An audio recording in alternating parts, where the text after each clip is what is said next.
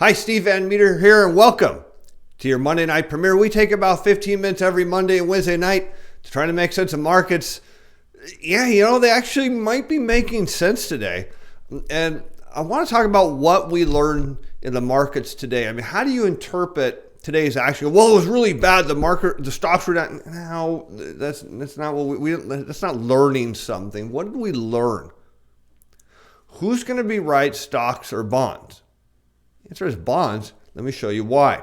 So here is a relationship. We'll say red is bonds because nobody likes them, and green is stocks. So the normal relationship is when bonds or treasury yields, go down, they go down together, and they go up together. So stocks rise, yields rise, stocks fall, yields fall. Now, we've had one of the largest, we have had the largest dislocation in history between these, where stocks have been rising and yields have been falling. This has been going on since October of 2018. We've seen this big, massive dislocation where we're seeing falling treasury yields. It tells you something bigger is coming. Either stock prices are going to go down or bond prices are going to go up. Our yields are going to go up. Now, the market keeps thinking yields are going to go up. That's why hedge funds and all those other people are short the bond market. But what did we learn today? Yields went down and stocks started to fall. So it's telling us that when you normally see this dislocation between stock prices and treasury yields are usually right. The bond market is right most of the time.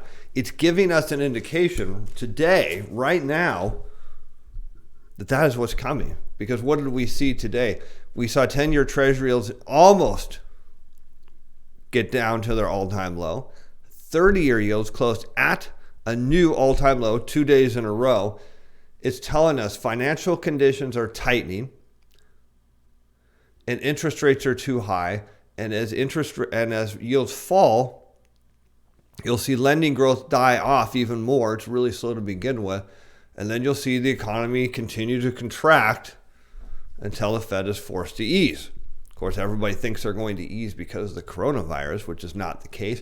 But the coronavirus is just another problem in the slowing of the global economy. I've been saying the coronavirus is the worst thing that could happen to the global economy at the wrong time. Now, if the economy was just booming and just doing really well, coronavirus is not, I'm not saying it's good. Don't get me wrong. I'm not saying the people that are suffering from this and what's going on is good. I'm just saying the economy could absorb it, potentially. But when the economy is already slowing, as it is now, the coronavirus creates a whole new problem, causes the economy to further slow. So now we see supply chains shutting down, as we talked about. And I've said every week the coronavirus hangs around or gets worse. The situation for the market for equities gets even more and more grim. So let's take a look at some of the stuff we normally like to look at. Let's take a look at liquidity in terms of the NASDAQ McClellan Summation Index. Do we see anything here? No, we know liquidity conditions are falling, but they're not in the dumping danger zone of minus 300. Now, I imagine tomorrow this will drop, but no red flags here. Let's take a look at how hedge fund managers are positioned, because I think this is pretty interesting that as of last Tuesday, hedge fund managers were still net short 10-year treasury yields, as today we almost tagged the all-time low. Came very, very close to a new all-time low today. And as we know, yields do not bottom until hedge fund managers are long. Not even close. So we've got a long ways to go down in yields. Let's take a look at 30-year yields. They increased their short position. You can see that right here, as yields were making a new all-time low, because they're betting that this is an anomaly, that this means that credit growth is going to surge back. It's not. It's telling us the opposite, because 30-year yields are coming close to the upper end of the federal funds rate, something that should never happen. Let's take a look at West Texas Intermediate futures. Our crude oil futures, we're still seeing a lot of long positions here. They backed off, but 50 is a line in the sand, and crude speculators are hoping that OPEC cuts production enough to keep oil at $50 a barrel. But there's a problem with that when you really think about it is if there's a global dollar shortage and I'm an oil producer, what do I might need? Dollars to pay on my dollar-denominated debts. So if I'm forced to cut production, now I've got to lay off and do other things to get dollars to pay on my debts. So again, a slowing economy isn't necessarily good even with crude oil at 50 a barrel, because in order for the economy to heal, everything needs to come down in price, including crude oil. And yes, I think it's going to go a whole lot lower. They increased their longs on the S&P, well, a slightly decrease on the S&P 500, but nothing really big to see here. We'll forget the euro. Taking a look at gold, new all-time record speculative position in gold. A lot of people think gold goes up in a dollar shortage, but I'm going to tell you, there's a problem with the dollar shortage is higher gold prices don't alleviate a dollar shortage, but lower gold prices can. So I still believe that there is a move down in gold, that it would be the one to buy. This is not quite it yet. Close, but not there. A lot of people disagree with that. Those people are right here, and that's fair. NASDAQ 100, they increased their short positions as the NASDAQ took a dump this week on today, and then Russell 2000, big drop as speculators are still long small caps. The only place they're mostly right is on the dollar, which again, I suspect the dollar has got a lot higher to go. And when the dollar goes up, you can also look for interest rates to go down. Treasury bonds are the safest way to play stuff like this. And then we have volatility, and they are still short volatility, although a little less short, but still very short volatility. And as we know, volatility does not peak until speculators are long volatility. Now let's take a look at an article that posted on Zero Hedge today. Morgan Stanley, it says if we close below 32.35 on the S&P 500, systematic selling will become self-fulfilling. Let's go down to the meat of the article. It says this liquidation amount could soar to $60 billion, which would generate a self-fulfilling downward move in QDS view. Don't worry about some of these acronyms. All it's telling you is there's going to be some potentially mechanical selling if the S&P closes below 32.35, which it did today. So that means 5 to 10 billion in equity needs will be sold today, with an additional 20 billion over the rest of the week. Excuse me, from systematic and price reactive traders. And that is one of the challenges of when you have these models that bid prices up, they go the other direction too. And so let's see, for every extra 50 basis point sell-off here, QDS models roughly 20 billion in more supply this week, close below. Okay, we saw that already. So all is just repeating what we already know. And that means is there will most likely be more selling tomorrow. And that, again, it comes back to what is the problem with all these computer models is they chased each other up, that everyone believed that this was real demand. This is your variable annuity products, your managed money products. They were all just bidding prices higher and higher to extreme levels. And all of a sudden, when you get a shock in volatility, all of these things start to roll over. Some of them are very quick to react. Some of them are very slow to react. But we've never seen these computer models all start to sell. Keep in mind, 80% of this market is managed by some form of computer algorithm or computer trading program. And they're all at very, very high equity levels as the coronavirus looks to be expanding around the world and further shutting down supply chains. And you think about that, why would that be? Is, if you worked at somewhere where there's lots of people around and one person comes into work, not only do they risk infecting everybody that works there, but apparently this thing can live on surfaces for quite a while. And so what is the only solution is eventually shut down factories, shut down businesses, go ahead and clean them, make sure everyone's tested. And even then, what we've learned is that someone who can test clean may actually still have it. And that's a problem. So the more we see the coronavirus start to expand its reach, the worse it gets for the global economy. And you cannot fix this by lowering interest rates. Now, central bankers will, and people that buy stocks say, oh, good, that'll fix it. It won't fix it. Because when the Fed lowers interest rates, what do? They buy bonds. So they're going out and buying Treasury securities, and they're already buying 60 billion of them. And as I've said before, the Fed causes recessions by tightening financial conditions when everyone thinks they're easing, because financial conditions do not ease until they actually ease. They do not become inflationary until they are inflationary, and that is until lending growth resumes. So that's why we look at the lending data every week. So for those of you that are new and watching this for the first time, tune in on Friday, because we look at the lending data every week. Is there inflation? Is there demand? And when there isn't, the Fed will continue to drive interest rates down and drive bond prices higher. And as they drive interest rates down, what happens to that dislocation, right?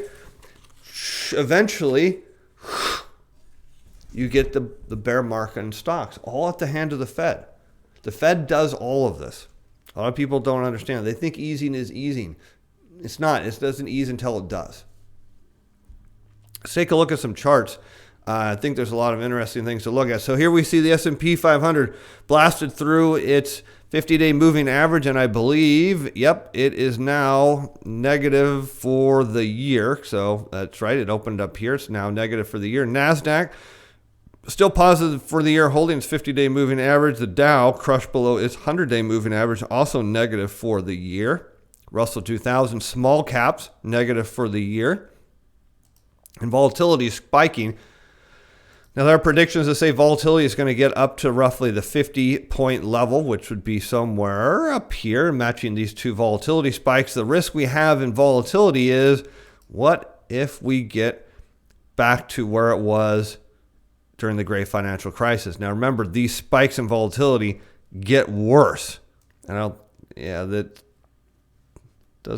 this is 87. So you can see even the 2000 spike in volatility was mild compared to this. And when you suppress volatility through all these, through central bank activity and through computer algorithm trading, it just means when everything turns to sell and turns simultaneously, you get a massive, massive spike in volatility. I believe that is to come. Now, whether it happens this week, next year, I don't know. But this move in volatility is certainly a red flag. Let's take a look at 10-year Treasury yields. Gapped lower. Did find some buyers down under here, but is right below that danger zone. So now we're looking at the largest topping pattern in 10-year Treasury yields, what people said would not happen. They said this was going to lead to higher interest rates. I said, no, it won't. It's like this. It's going to lead to lower interest rates. There's no lending demand. Lo and behold, there it is. The all-time closing low is, or the all-time low is at 1.336, and we close somewhere around 1.377. Again, this does not provide the exact accurate closing value. Let's take a look at 30-year Treasury yields. Gap and found some sellers in here, but nevertheless, new all-time closing low. Nobody virtually predicted that. This has got a long ways to go. And when you look at how the hedge fund managers are positioned, I've been predicting that 30 years could hit 1% or maybe slightly less. But when you have this whole market offsides and you have a slowing global economy and you tack on the coronavirus, it suggests that interest rates for 30-year could be well below 1.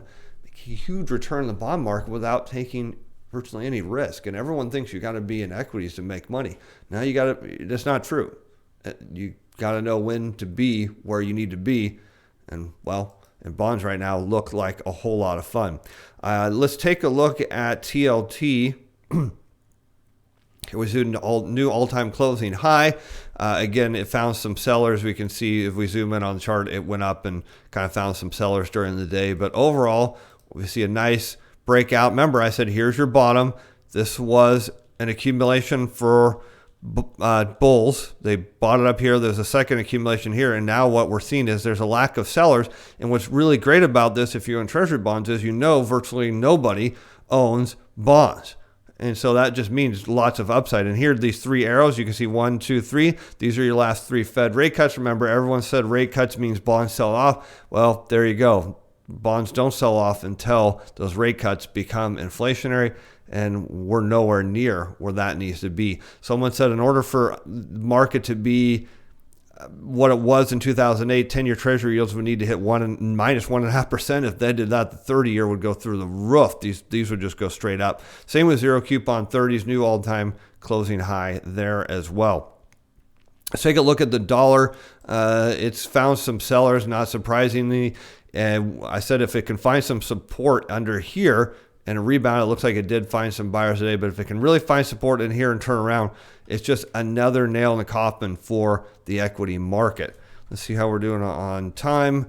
Real quick, let's look at symbol XOP. This is small oil and gas producers. You can see new all-time closing low. This thing suggests like it's going to zero. And last but not least, I do want to look at Exxon Mobil, since it is broadly a proxy for the entire oil and gas industry. And this chart is telling us a lot of interesting things.